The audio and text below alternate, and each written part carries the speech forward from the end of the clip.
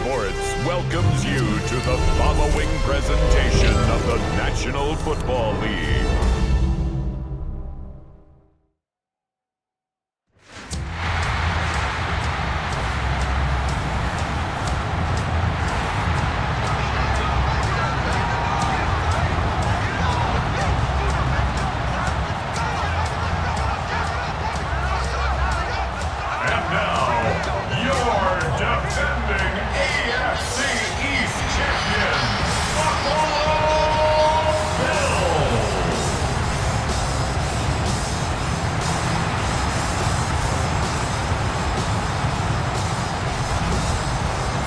On the Ravens sideline, head coach John Harbaugh, his team fired up and ready for this one. On the other side, Sean McDermott, now in his 9th season as the head man in Buffalo.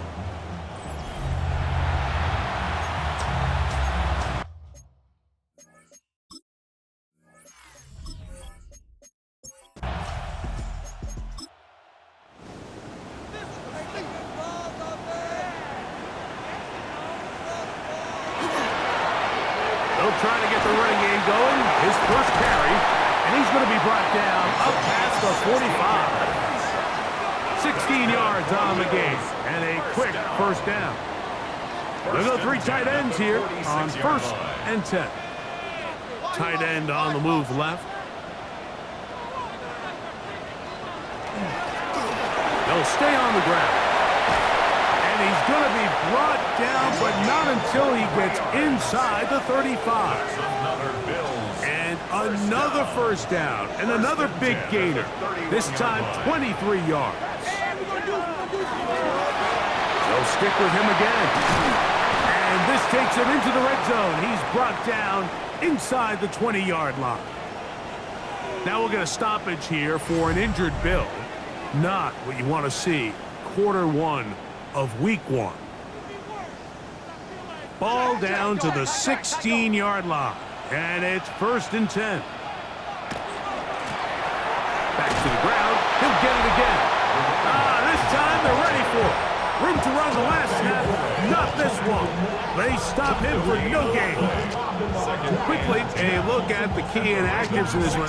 Look, some big losses to begin this regular season.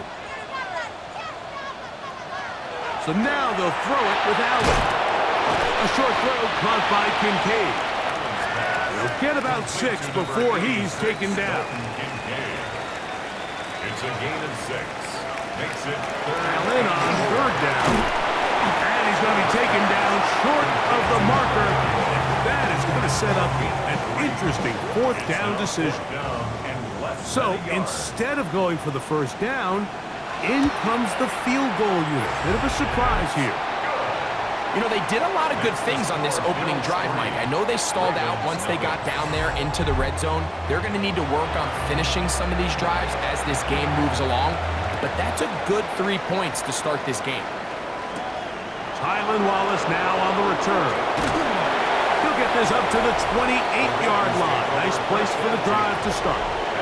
So the Ravens will come out, and they are led by the man who's won the MVP twice and was the runner-up a season ago. Hard to believe it is year 8 for Lamar Jackson as the Ravens quarterback. Mike, as I think back to opening day over my years of playing in the NFL, it didn't matter if I was a rookie or going into my 14th season. I think every player goes into that game with just a little bit of extra nerves, thinking, new season, new opportunity. Can I still do this at a high level? And, man, you get through that first game, and it feels like you can finally take a deep breath and let the season unfold. There's going to be a lot of nerves in this one here today, but the team that settles down the fastest and just gets back to playing ball, they're going to have a big advantage coming away with a big win today. Here's Hill. And they'll get maybe a yard out of that. Not nearly enough. It'll be 4th down. Considering the down and distance, this is nothing more than just a safe play to see if he can break a tackle or two and just add yardage to the subsequent punt. They're all over it defensively, and they're going to bring him down well short of the line to gain.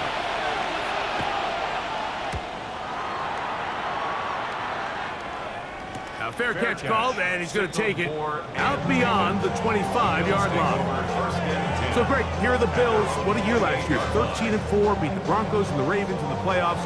But once again, ran into Kansas City in the AFC Championship game. Anything that we can say is that one thing to get them to the big game this time? Well, I mean, we'd probably start with they need Patrick Mahomes to retire. And, but in all seriousness, Mike, I think when you look at Josh Allen and the Buffalo Bills, it's one of those things where they just happen to exist in a generationally great team in the Kansas City Chiefs and one of the greatest players we've seen in the last 25 years at quarterback in Patrick Mahomes. So they just need, as hard as it is, they just need to continue to chip away. Just continue to go. They can't make Kansas City the boogeyman because all of a sudden now that starts to get into your head.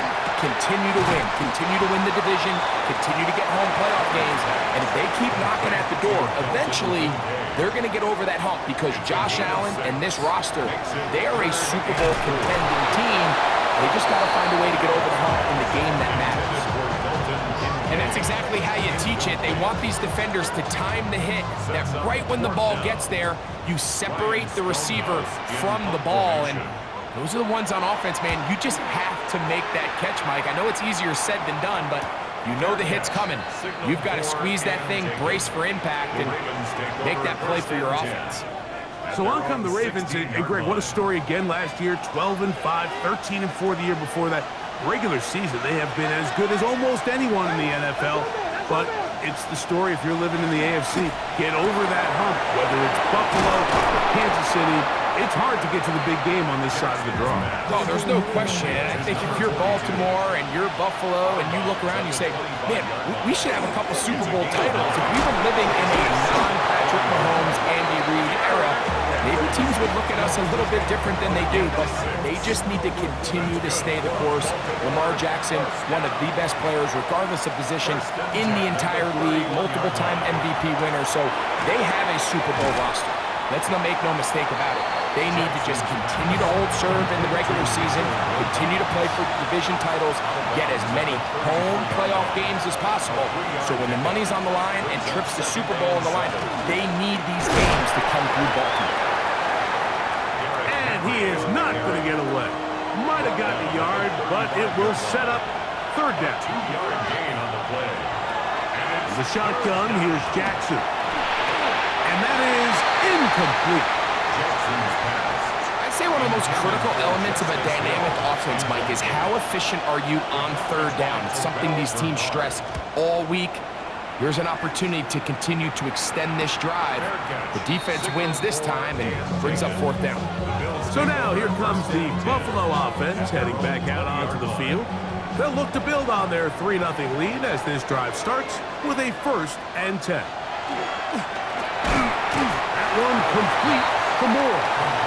He'll get about 4 here as he is taken down. It's now 2nd and 6 at the 24-yard line. They'll turn and hand this one off. And not much there. Good defense. Held to no gain. 3rd down, they need 5. Brings up 3rd and 5. Out of the gun, here's Allen. He's got the 1st down and more than that. And they will bring this into the red zone. Big connection inside the 20. 56-yard gain. Big play there for the Bills. 56 yards. 1st and 10 at the 19-yard line.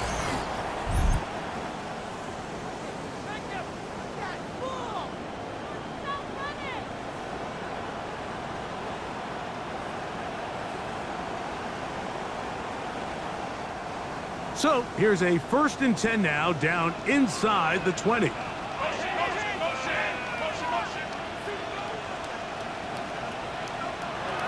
Operating out of the gun, here comes Allen. That's a nice pickup on a 1st down throw. It's a gain of 8. And this is where the versatility of the tight end position really starts coming into play. Not only do they have to line up with their hand on the ground, but they can occasionally split out in the slot. And man, they're too fast for linebackers, and a lot of times they're too big for defensive backs. He is met and dropped. A couple of yards behind the line of scrimmage, too. So there's multiple factors, Mike, that make blitzes successful. So, of course, there's the initial design. Can you attack the vulnerabilities of the offense's blocking scheme? And then in this case, the next phase, is the timing. You can see this line. And he's in. What a drop. Josh Allen. Touchdown, Buffalo. The defense comes up with the coverage, but they cannot keep up with the speed as the quarterback scrambles to the end zone for the touchdown. And down here in the red zone, Mike, is where I think a quarterback's legs could be the most dangerous. The defenders are trying to match backs, match tight ends and receivers, but often it's the quarterback that has no one assigned to him, and in this case, he's able to capitalize and run it in himself. Ravens nothing.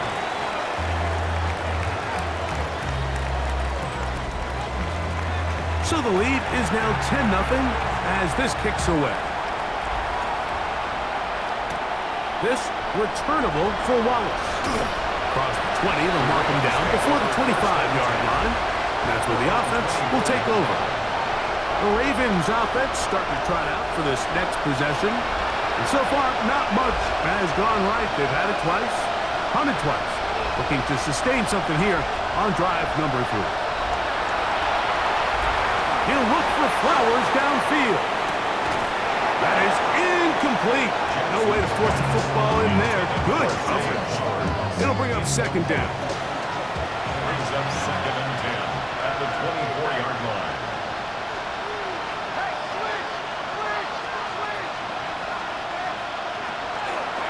It's a zone read, and Jackson's going to keep it. And he'll work his way forward to about the 30-yard line. It's 3rd and 4. From the gun, Jackson. Oh, they're on him in a flash, and he lost the football. The Bills signal that they have it, and they do. That was a great play by the defense, Mike. He got a little sloppy with ball security as he leaves the pocket. They're able to knock it loose and put an end to this drive.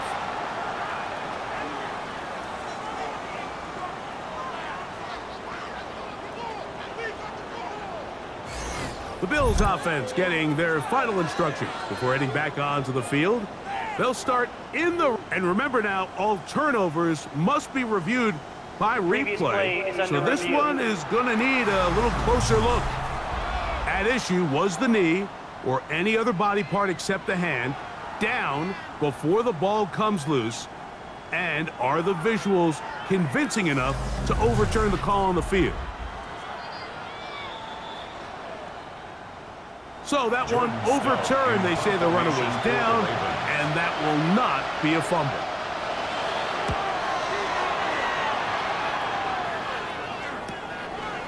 Here comes a return. But he cannot get away. Great job down there to hold him to a short return. The Bills offense ready to come back out for this next possession. They've got the 10-0 advantage here early. And they'll see if they can add to it. Beginning on this drive, 1st and 10. And no chance to turn and go. That one good for just a couple. 2 yards on the pickup. It's 2nd and 8 at the 41-yard line. Allen now on 2nd down. That one knocked away. And it's incomplete. Intended for 3rd, they need 8. Incomplete. Marlon Humphrey on the cover.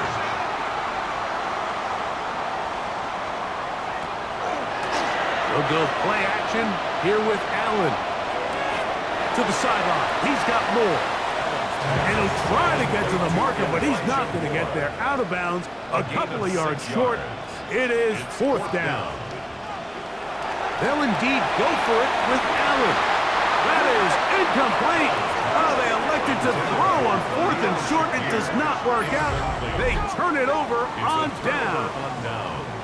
You know, Mike, I'm all for being aggressive. There are definitely times where you have to go for it on your side of the field. I'm just not sure if at this point in the game, this was one of them.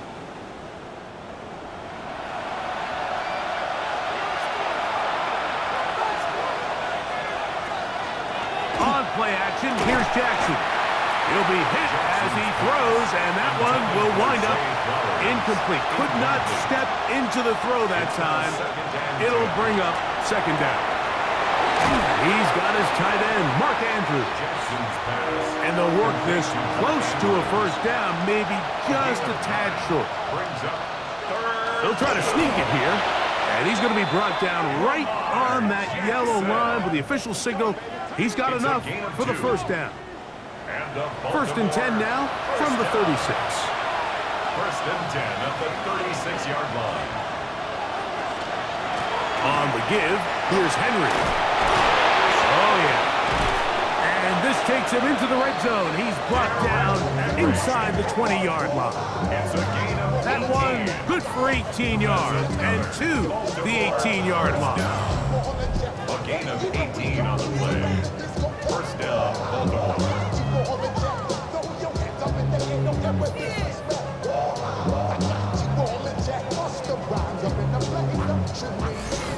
And these are the explosive runs that open everything up. There's all this conversation about the value of the run game, but when you take a look at the best running teams, Mike, it's not necessarily how many yards they run for, it's how many big plays do they generate on the ground. And when you can generate big plays on the ground, it makes everything so much more difficult for the defense.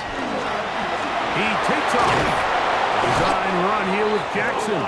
And the left first and goal. He is down inside the 10-yard line. That's another Baltimore first down. First and goal at the 8-yard line. Here's a run. And he's taken down on what should be the final play of this first quarter. He was brought down at the 4-yard line. So one quarter in the books on our first Sunday night telecast of the year. The Bills with the early advantage. And EA Sports NFL Sunday returns after this.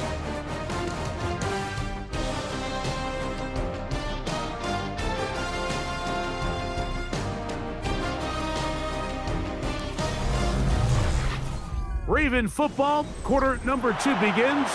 Line of scrimmage remains the 4-yard line. It's second and goal. As we are ready to get back underway. Hill. And he won't quite get in. Down to the 1, setting up third and goal. 4 yards on the pickup. They'll go with the sneak. Trying to find any seam he can, but the push too strong in the middle. He didn't get there. Brought down It's just fourth shy of the down. goal line. No That gain one on didn't the have play. a chance, Mike. They do a great job of getting penetration, clogged up the run lanes, and now this offense has a decision to make here on fourth down. Jackson going to keep it himself. Fighting for the goal line. He lost the football. It's out. And the defense has to feel good about that. Fourth and goal. They come up with the big play and end this drive. In this case, Mike, the defense is thinking turnover on downs, but in this play, they actually force the turnover in the process and make a huge goal line stand to keep the offense out of the end zone. The Bills offense and their running back set to go once more. Greg, this AFC East, a division that really has been dominated by the Bills. The 5 straight division titles. It's hard to see who can knock them off that perch right now. Yeah, and I think until someone decides that that's going to change, I think you just have to assume that Buffalo remains the king of the East. And I think when you look at the bottom of the division with the Jets and New England, they're clearly in a rebuild. Young quarterbacks, new coaching staff, trying to kind of get themselves out of the bottom of the division. Miami seems to me, I don't know if they're ready to compete necessarily with Buffalo directly, but Miami is a playoff caliber roster, a playoff caliber team. They've showed it in years past. So if anybody's ready to compete, I think it's Miami. I just don't know, Mike, if they are ready top to bottom over the length of the season to get enough wins to keep pace with a team as good as Buffalo. And 2 new coaches at the bottom of the standings last year, the Jets and the Patriots. And Greg, both guys who played for a long time in the league and bring a certain amount of toughness to the top of the organizations.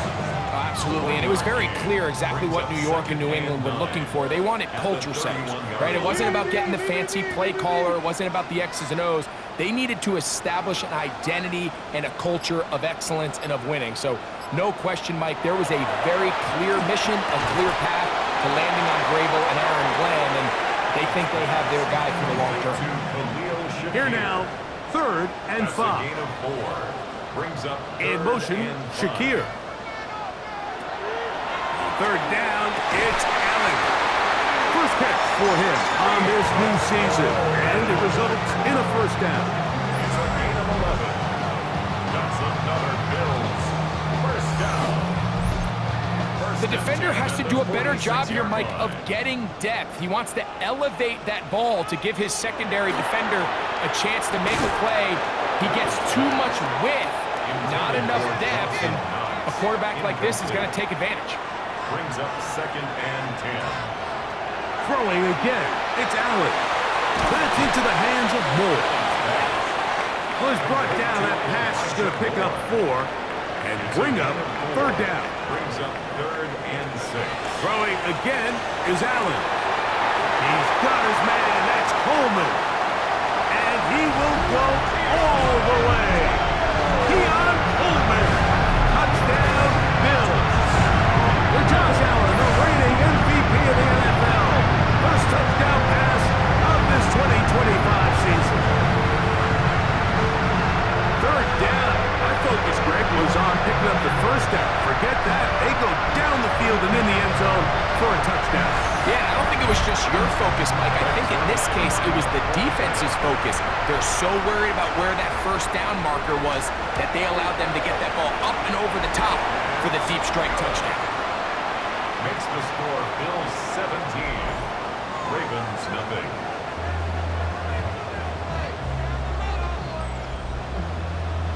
Both teams ready to go once more as the kick's away.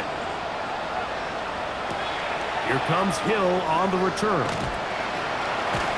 And a solid run back there. He'll get this out past the 30-yard line.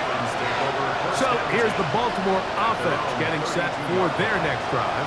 Greg, when you step back and look at this AFC North, Baltimore and Pittsburgh, their rivalry now really for a couple of decades has in so many ways defined this division, and they set the tone for everything that happens when you are in an AFC North game. And you talk about divisions having identities, they have their culture. Really at the top, Baltimore and Pittsburgh kind of want to play a similar style game, strong on defense, great run game. Obviously, Baltimore adds the extra element with Lamar Jackson. To me, the fascinating team, though, is what kind of jump can we expect, Mike, from the Cincinnati Bengals? I agree with you because if you think about the toughness and the physicality, Cincinnati can put up points in an electrifying fashion. And even the 1 year Cleveland was up near the top of the division, they did that as well. But you come back to the defensive side of the ball, and when I look at these teams, Greg, I just think, man, these are defenses that can stop anybody in the league, and that's where you've got to invest in this division. Yeah, and I think that's what's so fascinating about Cincinnati is they're kind of the outlier. They're the pass heavy, they're the spread attack, they've got unbelievable weapons on the outside. Obviously, Joe Burrow, quarterback. But it was the defense, and you said it, their inability to be as good on the defensive side of the ball as Baltimore, as Pittsburgh, traditionally, but especially last year, is really what allowed them to be the odd man looking in when they missed the playoffs. So I think if Cincinnati can just improve a little bit on defense, they have the offense to now enter and make it a 3-man race in the AFC North. But he goes nowhere. Call doesn't pan out. It's going to bring up fourth down. Heck of an effort by this runner, Mike, just to get back to the line of scrimmage. I think most backs around the league, that play would have resulted in a loss, but not this guy. Continued to fight, continued to do everything he could to prevent the loss, but it still stopped for no gain. The field goal unit staying put. They're going to line up and go for this on fourth down. To throw is Jackson. That's incomplete. Derek Hall on fourth down. Does not work out. And it results in a turnover on down. Head coach Sean McDermott there as the Bills get set for their next possession. You know, Greg, early on, it's always new faces in different places. Off-season movement, what caught your eye? Well, I think there's so many good ones, right? You talk about Stephon Diggs. He ends up in New England, and Cooper Kupp now. He's moving on to Seattle from the Rams, but I think it's the guy the Rams signed to replace him, Davante Adams. I know he's not the youngest anymore, but watching him play in New York with Aaron Rodgers last year with the Jets, he can still run, he can still make every catch, he can still go up and compete at the high point. I think you put Davante Adams with Matthew Stafford, Puka Nacua in that offense run by Sean McVay. I I think that's a sneaky, maybe not a sneaky because he's a really household name, but I think that's a great signing.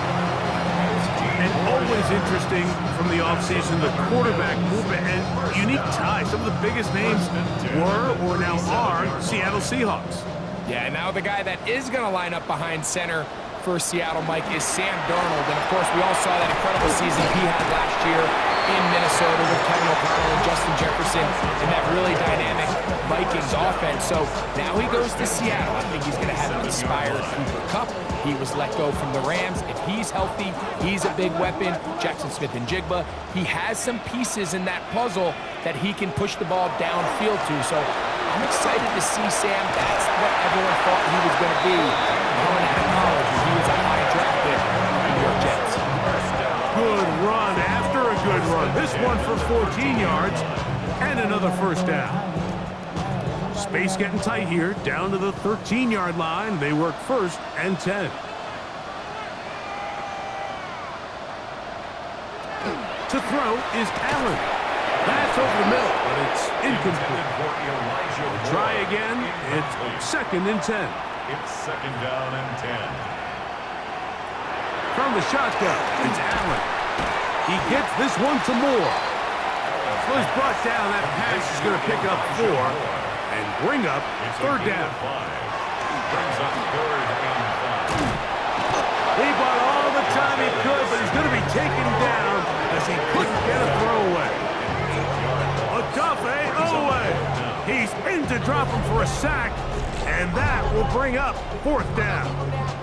And that's a big-time play. It felt like they really needed it, Mike. That was a drive where the offense seemed to be in complete control. Anytime on the defense where you find yourself on your heels, you're giving up big plays, you're giving up fresh set of downs, you need a spark. You need something to change the momentum of the drive, and we'll see if that was it right there. He is 2 for 2. That kick is good. And the Bills open it up a bit further. They now lead 20-0. I think at this point in the game, Mike, when you have things under control, not only were they able to hold on to the ball for a while, they still were able to manage to add 3 points. And he'll be brought down past the 25. Decent field position to start this drive. The Ravens offense getting those helmets back on, ready to head out for their next possession. Now, Greg, as we get the season going, obviously the adjustment to last year's new kickoff rules in place.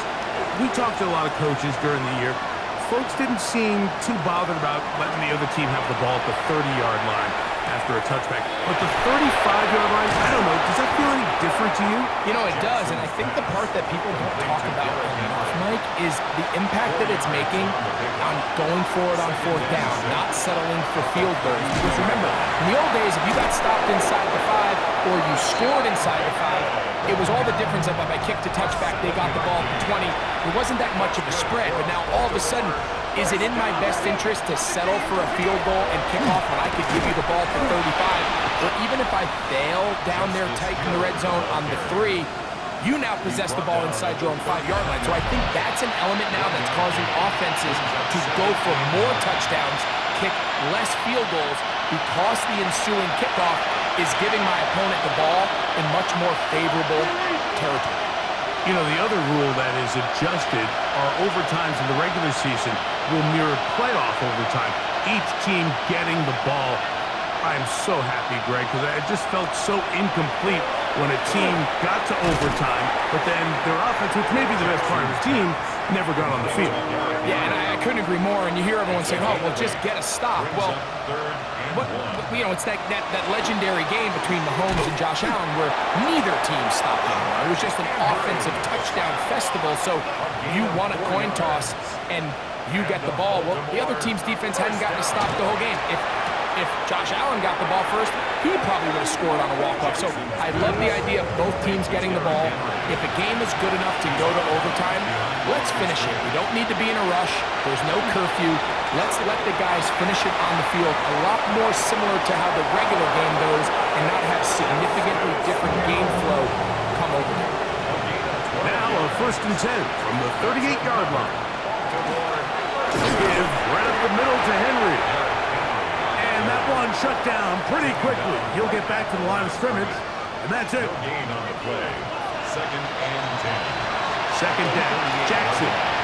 He'll take a shot here, back of the end zone. The ball deflected at least a couple of times, but it'll fall to the ground. It's incomplete. Here's a 3rd and 10.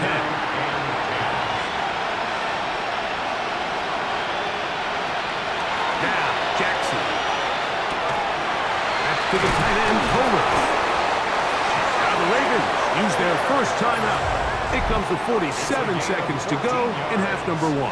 That's good. A pickup of 14 on that one. First down, Baltimore. At the 24-yard line. Here's Jackson. He gets that into the hands of Wilcox. Now a timeout here by Baltimore. That's going to be their second, as they'll stop it with just over 40 seconds to go in the first half. They face 2nd down and 7.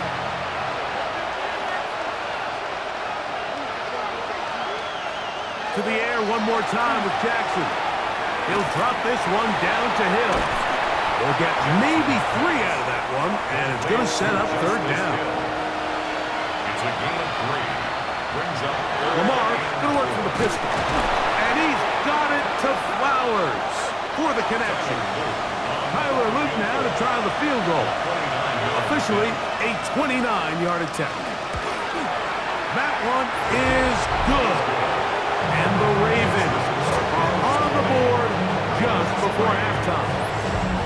What a methodical drive to close this half out. I mean, let's not forget, Mike, they get the ball after the break as well, so they get back-to-back. They call it doubling up possessions. Last one of the first half, first one of the second half. It's a great opportunity to put some distance between you and the opponent. And they're just going to run it here up the middle.